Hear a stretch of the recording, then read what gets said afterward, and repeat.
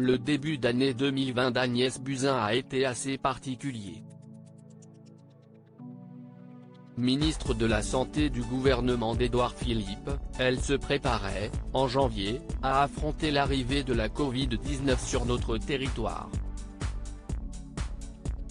Mais, en février, tout bascule. Benjamin Griveaux, candidat de la majorité pour les élections municipales à Paris, se retrouve au cœur d'une affaire de sextape dévoilée sur Internet et décide d'abandonner la course à la mairie de Paris. Il faut donc lui retrouver une remplaçante et c'est Agnès Buzyn qui est choisie. Elle laisse alors sa place au ministère de la Santé à Olivier Véran. La suite, on la connaît, une désastreuse troisième place au municipal derrière Anne Hidalgo et Rachida Dati. Mais que devient Agnès Buzyn depuis cette débâcle ? Élue tout de même au conseil du 17e arrondissement de Paris, l'ancienne ministre de la Santé n'y a pas encore mis le moindre pied.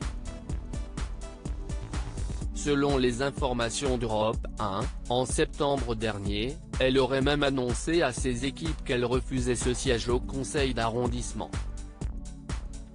Elle a vécu une année horrible, la pandémie, la campagne municipale, les auditions parlementaires, la perquisition à son domicile.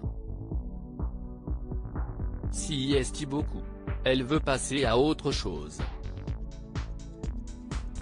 Elle se consacre à sa vie familiale et sa vie professionnelle, explique un proche d'Agnès Buzyn, dans les colonnes du Parisien, le 14 décembre.